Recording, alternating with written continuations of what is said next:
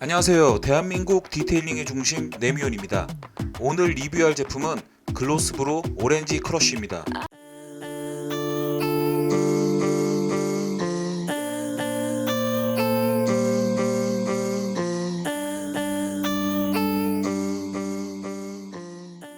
오늘 리뷰할 제품은 중성 프리워시의 대표주자 글로스브로 오렌지 크러쉬입니다. 과연 오렌지 크러쉬는 광고 문구처럼 초강력 다목적 세정제일까요? 정말 프리워시로서 효용성이 있을까요? 중성인데도 클리닝 파워가 있을까요? 이런 의문들을 철저한 비교 실험과 함께 리뷰해 보겠습니다.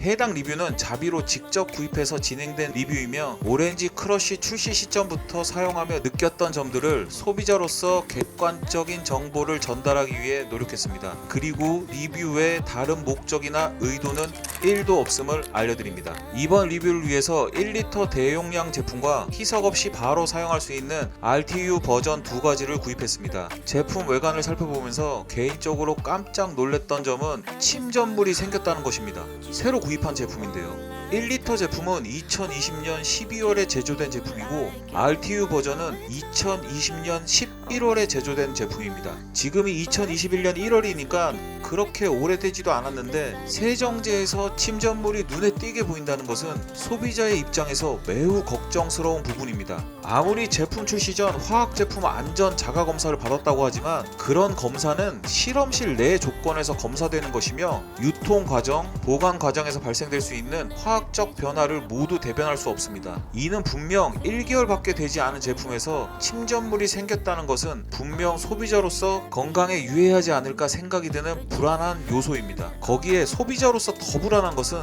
11월에 제조된 제품이 12월에 제조된 제품보다 더 침전물이 많다는 것입니다. 이는 기간이 지날수록 침전물이 더 생길 수도 있겠다는 합리적인 의심이 가능한 현상입니다.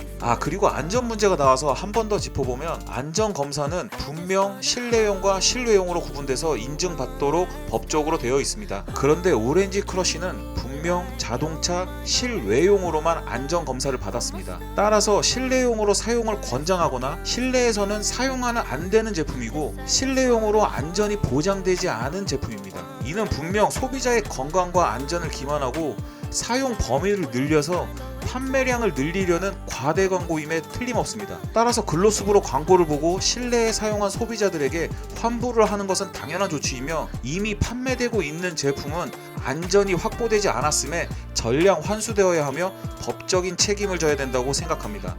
그럼 각설하고 본격적으로 오렌지 크러쉬의 프리워시 성능에 대해서 살펴보겠습니다. 우선 프리워시가 필요할 정도로 오염이 된 차량을 준비했습니다.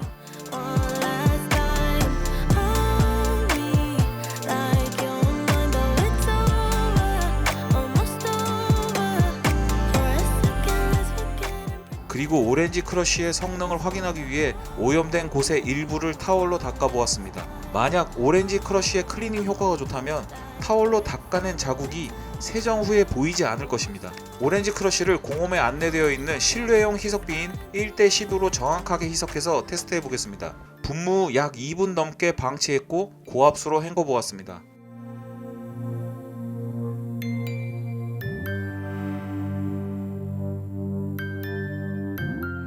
고압수로 헹군 뒤 타월로 자국낸 곳을 살펴보니 자국이 선명하게 보입니다.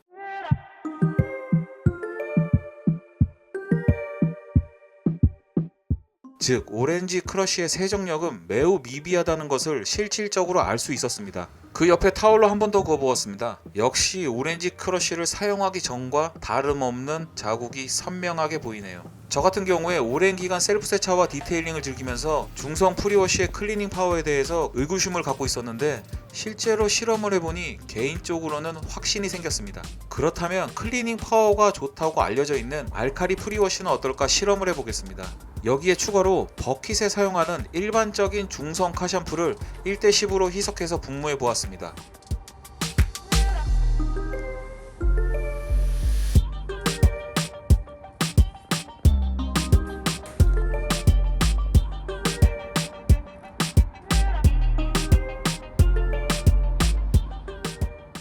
마찬가지로 2분 넘게 방치 후 고압수로 헹궈보았습니다.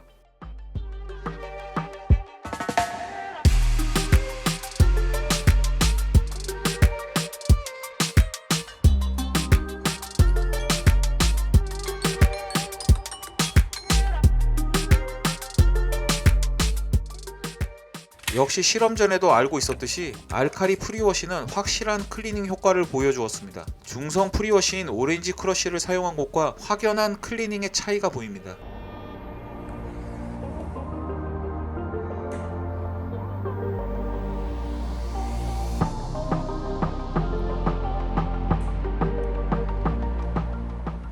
그럼 버킨용 중성 카샴푸를 분사한 곳은 어떤 결과가 있었을까요? 아무리 둘러보고 또 보아도 프리워시인 오렌지 크러쉬를 사용한 부분과 별반 다를 게 없는 클리닝 수준을 보입니다.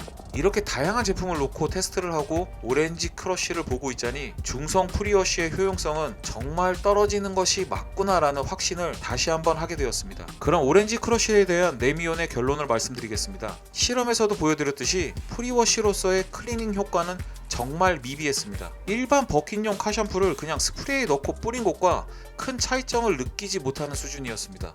따라서 개인적으로는 클리닝 파워만을 본다면 중성 프리워시보다는 알카리 프리워시를 사용하는 편이 좋은 선택일 것 같습니다. 알카리 프리워시 초기 시절에는 도장면에 조금 무리가 되는 제품도 있었지만 이제는 많이 안정화되었으니 안전하다는 이유만으로 중성 프리워시를 사용할 필요는 없을 것 같습니다. 그리고 사실 저같이 오랜 기간 디테일링을 즐기는 사람들 사이에서는 중성 프리워시를 사용하느니 차라리 고압수 뿌리는 양을 늘리고 워시미트를 한 번 더 버킷에 헹구겠다는 말을 입버릇처럼 하던 기억도 있네요. 마지막으로 오렌지 크러쉬는 실외용으로 안전검사를 했으면서 소비자의 건강과 안전을 생각하지 않고 실내용으로 사용을 권장하고 홍보한 부분은 분명 불법이며 소비자에게 사과 및 환불을 해야 하며 실내용으로 안전이 확보되기 전까지 시중에 판매되고 있는 모든 제품들을 환수하는 것이 당연하다고 생각합니다.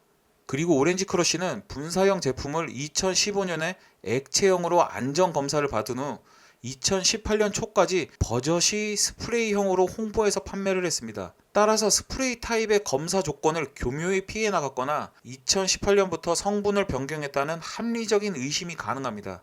그리고 이런 안전성에서 검증되지 않은 제품과 브랜드를 모 카페에서는 버젓이 공동구매를 주최하고 자주 판매가 되었다는 점을 알게 된 네미온은 경악을 금치 못하고 있습니다. 즉 카페 회원들의 건강과 안전은 공동구매 앞에서는 아무것도 아니다라고 반문할 수 있겠지요.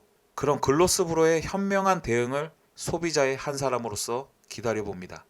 살균제를 손에 쥐고 오열했습니다. 내 몸에서 일어나는 일, 그것이 다 증거인데 그 증거조차는 인정하지 못하는 사법부나 가해기업이나 정부나 다 받아들이지 못하고 용서할 수 없습니다.